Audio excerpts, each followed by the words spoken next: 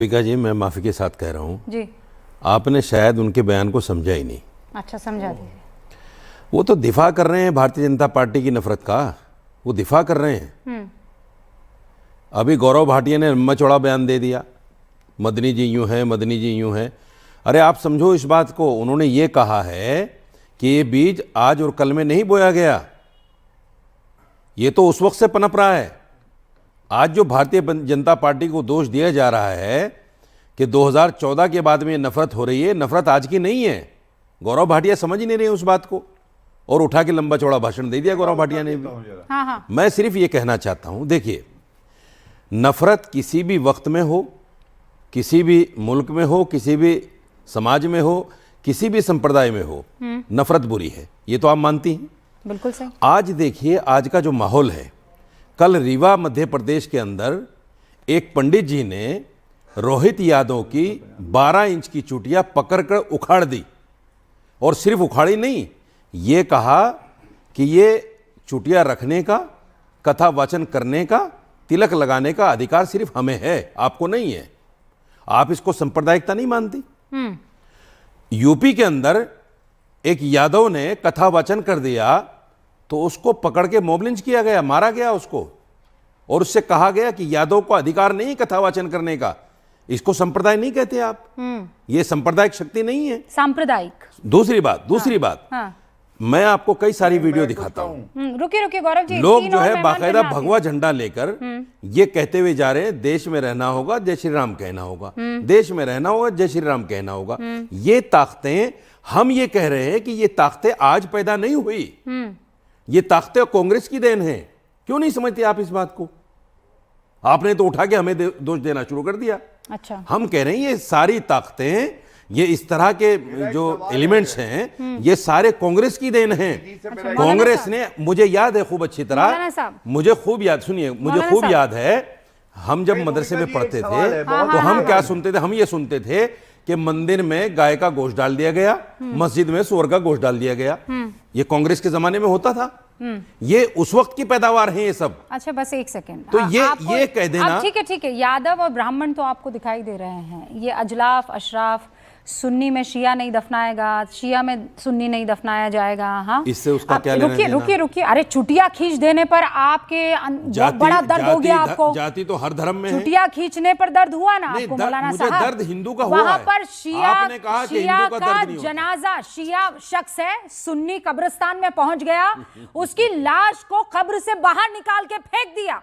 रूबिका जी, क्यों? क्योंकि वो शिया था। रूबिका जी, ठीक है, या फिर वो निचली जाति का था, और ये जो अपने आप को खानदानी मुसलमान समझते हैं, उनके कब्रिस्तान में वो दफनाया नहीं जा सकता था। आपको यादव, ब्राह्मण, ये सब तो दिखाई देता है। चुटिया खींची दिखाई, लाश खींच दी वहां कब्र से। कितनी बार निकले हैं रशीदी साहब सड़कों पर? मैं जवाब दे रहा हूं।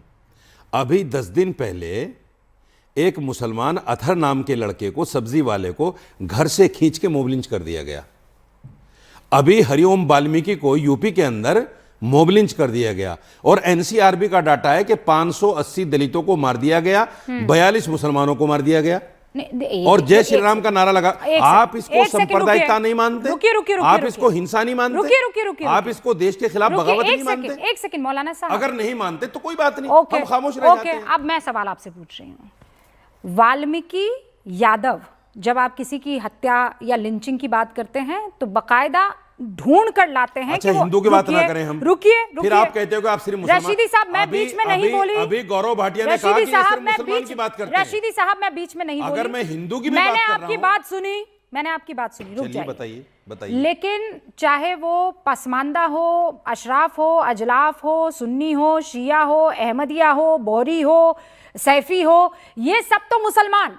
लेकिन हिंदुओं में आप यादव ढूंढेंगे, वाल्मीकि ढूंढेंगे, अगड़ा ढूंढेंगे, पिछड़ा ढूंढेंगे। बहुत चालाक नहीं है आप? अगर मुसलमान बहुत चालाक नहीं है। जो आपने सारी लड़ाई जब लड़नी हो तो मुसलमान एक, और हिंदुओं में आप यादव वर्सेस ब्राह्मण वर्सेस वाल्मीकि वर्सेस अगड़ा वर्सेस पिछड़ा करने लगेंगे। जो आपने शिया सुन्नी का वाकया बताया, अगर कहीं ऐसा हुआ तो मैं उसकी कड़े शब्दों में निंदा करता बस हूं। बहुत बढ़िया सर, कड़े कर शब्दों में दी। निंदा हाँ, करता हाँ, हूं शुक्र है, कड़े और शब्दों। उनके खिलाफ कार्रवाई होनी आपके उस चाहिए। कड़े शब्दों की निंदा को किसी कढ़ाई में तल दीजिए सर, उससे कोई काम नहीं होने हाँ, वाला। हमारी तो हैसियत ही नहीं ना। यानी कोई काम नहीं हम होगा। तो हिंदू के लिए बोले नहीं जम होगा मरे, सर, हाँ। मुसलमान के लिए बोले All जम right, मरे, ज़ाहब अपनों तनवीर। के लिए बोले जम मरे, हाँ, दूसरों ज़ाहब के लिए तनवीर, बोले जम मरे। ज़ाहब तनवीर, हमारी दो बात और की कोई मेहमान और हैसियत फिर ही मैं नहीं है। डिबेट ओपन कर लूंगी। हमारी ज़ाहब, बात की हैसियत ही नहीं है। ज़ाहब भाई, फिर आ जी गया बहुत बहुत victim card। शुक्रिया जी, thank you so much Rubika ji. देखिए रूबिका जी, यहाँ पे प्रॉब्लम क्या है कि हम जब किसी के ऊपर ऐसे उंगली उठाते हैं ना, तो एक उंगली उधर जा रही होती है, तो हम ये नहीं देखते कि 3-4 उंगलियां हमारी तरफ पलट ये के आ सबके रही हैं। लिए, खाली मेरे लिए नहीं है।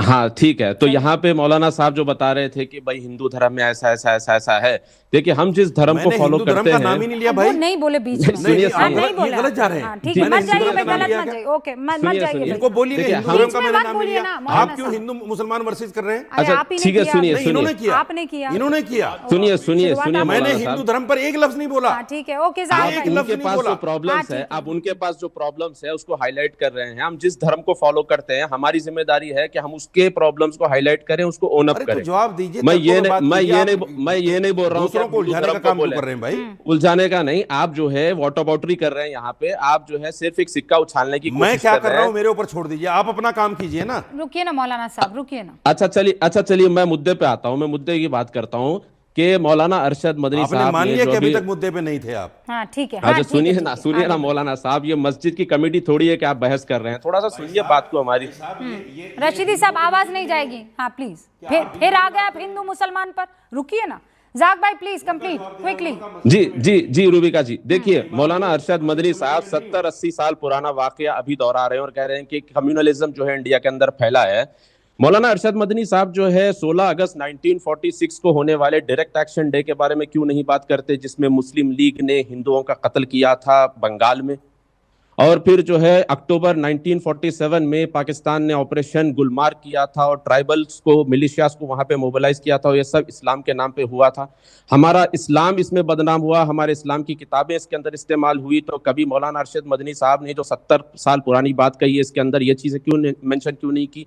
और एक बात यह है कि इंडिया के अंदर जो सेपरेटिस्ट माइंडसेट पनपता है, इसके ऊपर कभी मौलाना अरशद मदनी साहब ने बात क्यों नहीं की?